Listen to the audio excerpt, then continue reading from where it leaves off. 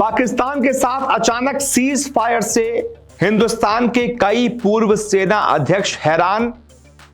क्या जीत कर भी हार गया हिंदुस्तान? यह सवाल इसलिए क्योंकि पूर्व सेना अध्यक्ष जो कह रहे हैं वो ऐसा महसूस करवा रहा है कि शायद हिंदुस्तान ने सीज फायर करने में कुछ जल्दबाजी कर दी, गलती कर दी। हिंदुस्तान इसे जीत की तरह नहीं कह सकता और पाकिस्तान इसका जश्न मना रहा है। वहां पर आतिशबाजियां हो रही हैं। ऐसा लग रहा है पाकिस्तान ने कोई जंग जीत ली हो, बल्कि नुकसान उसका ज्यादा हुआ है। सीज फायर के लिए पाकिस्तान ज्यादा बेताब होना चाहिए। हिंदुस्तान तो पाकिस्तान को मार रहा था। पाकिस्तान का एयर डिफेंस सिस्टम भी तबाह कर दिया था लाहौर में। हमारा एयर डिफेंस सिस्टम तो बिल्कुल सही काम कर रहा था। पहले 15 शहरों पर हुए हमले को बचाया, फिर 26 शहरों पर हुए टारगेट को बचाया। तो हम तो आगे थे, फिर हमने सीज फायर क्यों किया? क्या कुछ कहा है हिंदुस्तान के कई सारे पूर्व सेना अध्यक्षों ने और साथ ही साथ कई रक्षा विशेषज्ञों ने, यह मैं आपको अपनी इस रिपोर्ट में बताता हूं।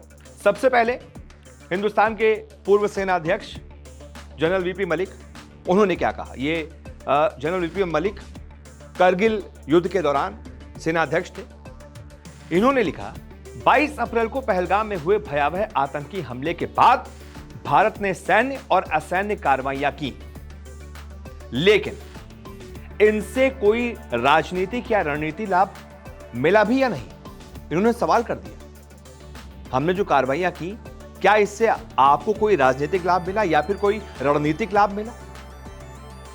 फिर इन्होंने आगे लिखा, यह सवाल हमने भविष्य के इतिहास पर छोड़ दिया है।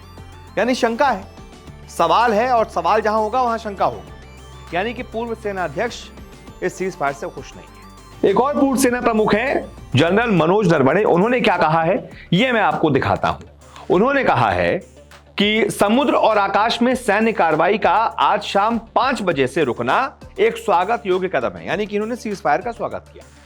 फिर इन्होंने लिखा, हालांकि हम हर बार किसी हमले के बाद ही जवाब दें और आतंकवाद के कारण जान गंवाते रहें, यह तरीका अब नहीं चलेगा।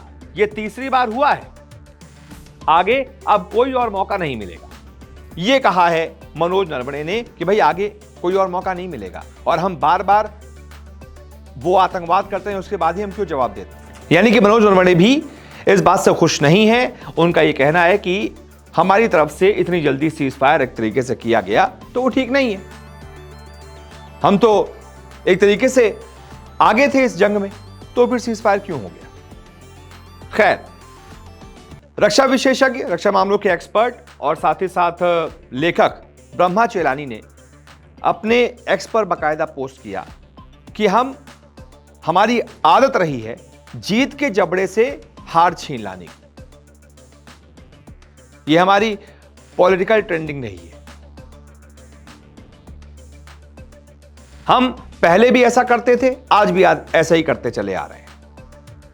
उन्होंने याद दिलाया 1948 से लेकर अभी तक के बहुत सारे इवेंट्स।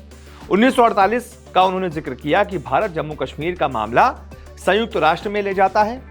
सेना जीत के कगार पर होती थी, पर भारत युद्ध विराम पर सहमत हो जाता है। ठीक है, आगे बढ़ते हैं। फिर ये लिखते हैं 1954, बिना किसी लेन देन के भारत तिब्बत में अपने अतिरिक्त क्षेत्रीय अधिकार छोड़ देता है और चीन का तिब्बत क्षेत्र को मान्यता दे देता है। क्यों भाई, क्यों देता है मान्यता? हमारा अधिकार क्षेत्र हो गया था, उसमें तो वो जमीन नहीं छोड़नी चाहिए थी ना। दूसरे देश ऐसा करते हैं? नहीं करते हैं। फिर हम इतने उदारवादी क्यों हैं? उसके बाद 1960 का जिक्र करते हैं। लिखते हैं, संधि कर, यानी पाकिस्तान के साथ संधि हुई थी, सिंधु जल समझौता हुआ था। संधि कर सिंधु बेसिन के 80% पानी को पाकिस्तान के लिए हिंदुस्तान आरक्षित कर देता है। क्यों भाई? यहां से हमारे पास से नदियां जा रही हैं, 80% पानी क्यों देते हैं हम पाकिस्तान को? उसका पाकिस्तान इस्तेमाल करता है और हम नुकसान में रहते हैं। 1966, भारत 1965 में युद्ध शुरू करने वाले पाकिस्तान को रणनीतिक रूप से अहम हाजी पीर वापस लौटा देता है। युद्ध के 1 साल बाद हम रणनीतिक रूप से अहम हाजी पीर को वापस लौटा देते हैं। यही बाद में भारत में आतंकियों की घुसपैठ के लिए लॉन्च पैड बन जाता है। यानी हिंदुस्तान अपने ही पैरों पर कुल्हाड़ी मारता है। जीत कर भी वो इलाका पाकिस्तान को हम वापस लौटा देते हैं। फिर 1972 भारत को 1971 के युद्ध में बढ़त मिली। इसके बाद शिमला समझौते में बातचीत की मेज पर बिना किसी ठोस बदले के पाक को सब कुछ सौंप दिया जाता है। जो हम जीते हैं सब पाकिस्तान को सौंप देते हैं, उनके 93,000 सैनिक भी सौंप देते हैं, सब कुछ सौंप देते हैं। तो हम ऐसा क्यों करते हैं? आप जीत गए हैं, जितनी जमीन आपने कब्जा ली है रखिए वो, उसको ना वापस क्यों करना है भाई? युद्ध किस लिए किया है आपने, और आपकी सेना ने इतनी मेहनत क्यों की है? खैर आगे बढ़ते हैं। उसके बाद ये जिक्र करते हैं 2021 का। चीन साल 2020 में लद्दाख में चुपचाप घुसपैठ करता है और भारत रणनीतिक रूप से अहम कैलाश हाइट्स खाली कर देता है। उसके बाद लद्दाख के कुछ इलाकों में चीन के तय किए गए बफर जोन को हम मान लेते हैं। क्यों मान लेते हैं भाई? हमारा भी तो कुछ स्टैंड होना चाहिए, हम क्यों मान लेते हैं बार बार? और फिर यह जिक्र करते हैं अब साल 2025 का, जिसमें ये लिखते हैं कि भारत ऑपरेशन सिंदूर शुरू करता है, लेकिन 5वें दिन बिना किसी स्पष्ट लक्ष्य हासिल किए इसे रोक देता है। यानी कोई स्पष्ट लक्ष्य आपका था ही नहीं। अब ऐसे में आप लोग तय कीजिए कि चाहे पूर्व सेना अध्यक्ष हो या फिर रक्षा विशेषज्ञ हो, ये जो कह रहे हैं आप इससे सहमत हैं या फिर नहीं?